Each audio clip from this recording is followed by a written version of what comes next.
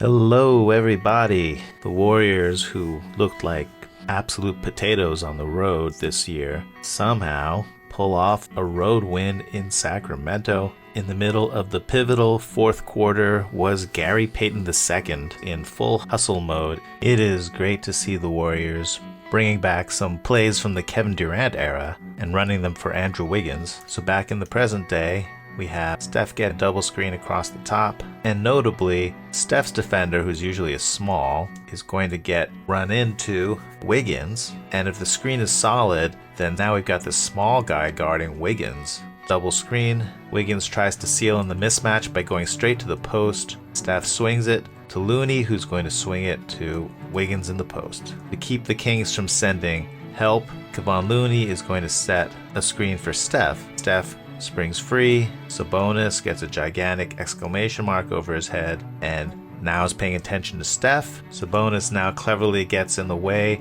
of Andrew Wiggins hitting Steph on this pass. Harrison Barnes, though, wants to stay with Steph because no one ever got fired for following Steph Curry, which leaves Kevon Looney unguarded, but Kevon Looney cutting down the lane. Good feed from Andrew Wiggins. The only person who can stop Kevon Looney is Keegan Murray, who has to rotate. That leaves our man, Gary Payton II, unguarded. But the second that Murray turns his head, Payton is going to cut down the baseline. Looney reads this all the way, and GP2 bounces off his trampoline to throw down. Looney with a great contest here. He actually blocks this shot. GP2 immediately knows that it's going to be a 50-50, and he goes into high energy mode. Look at this car crash. GP2 diving in between three Kings and Andrew Wiggins to try to grab this ball. This ball bounces around wildly, and it somehow ends up going right to GP2. He tries to eject the ball before he falls out of bounds. So close. Steph liked the way that double punch play worked last time, so you'll see him circle his fists around saying, let's run that play over again. So here we go. Double screen across the top for Steph. Wiggins takes Fox into the post. Steph relays the ball through Looney to Wiggins in the post. Remember last time Looney cut down the lane and got GP2 a dunk. Looney setting this cross screen for Steph. Sabonis here trying to make sure that this pass cannot come through to Looney on the roll.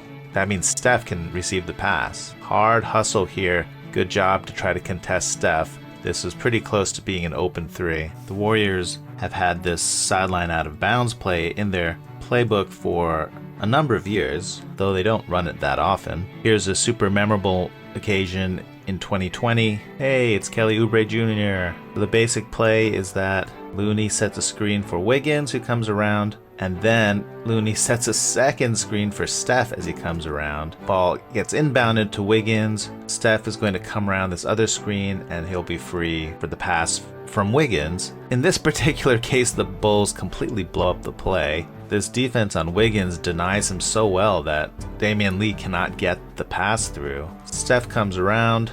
Good stunt from this defender to cover Steph. This guy's still recovering from the stunt towards Steph. Steph's defender, never got fired for following Steph Curry. So Damian Lee just improvises, throws the ball to Looney, gets the handoff, and then his finest moment, down to last play of the game, bang. Okay, back in 2023, first Wiggins gets the screen from Looney, then Clay is going to get the screen from Looney. The spacing here is pretty tight, but Clay, who's happy to shoot the ball in any situation, Clay is going to miss this, so let's rewind and see what happened to GP2 during this whole play. So the play begins with GP2 cutting around and through. He's being guarded by Murray. GP2 is now going to space to the corner and hope to drag Murray with him.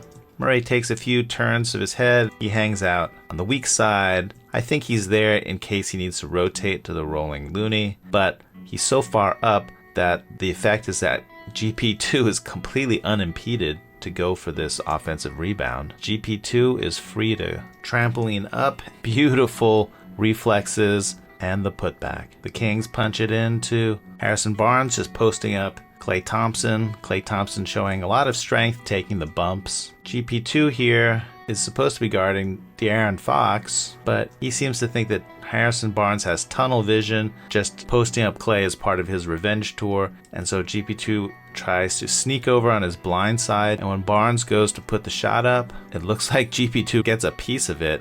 This dying quail of a deflection ends up fluttering down to Sabonis, but not so fast. GP2, in his grabby way, doesn't give up and he tries to tie up Sabonis, and he gets a jump ball. This jump ball does not seem like it should be fair. Sabonis is literally a foot taller than GP2, but GP2 actually wins the tip, and then he goes hard to the floor to get this ball. This is a good little play. Steph throws it to Dante and gets it right back, and that flows directly into a cross screen from Draymond. Steph's man stays with this. Sabonis hangs with Steph too. Time for Shining Twins defense. Kings say, Steph, play with us forever and ever. And Steph quickly gets the ball to Draymond on the short roll. One defender helps off of Dante. And interestingly, a second defender helps off of GP2. Draymond immediately feeds Dante for a very open three. Because GP2's man left him, GP2 just ate up the space and went straight over into the rebounding area. De'Aaron Fox gets way too far under the basket. He could basically never rebound the ball from this position, and GP2 is happy to own this entire hemisphere. And when the ball comes up, GP2 trampolines up and taps the ball perfectly to Draymond Green. Things are now chaos. Dante had already rotated back on defense, and now he's alertly comes back to join the attack. The fifth king had already leaked out into the front court, which means there's nobody to guard Dante, which means Fox feels like he has to rotate, which leaves GP2 unguarded, and Dante, the good feed to GP2, and the quick layup.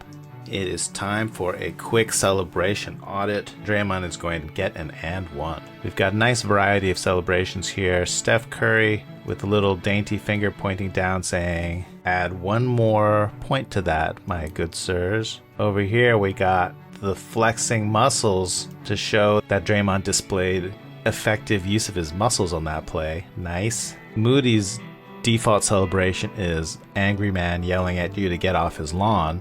And in this case, it works really well because it's like he's showing off his tense muscles.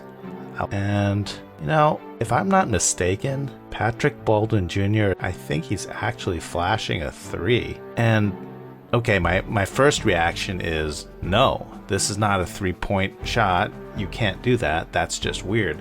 But what's wrong with this? This is a three-point play with the and one. And what is the harm in repurposing the three-pointer celebration? Maybe PBJ is just ahead of his time. Maybe he needed to jump up and like flash dual OK threes and just completely lean into this. Like maybe did he go too far, or maybe he didn't go far enough? Only time will tell.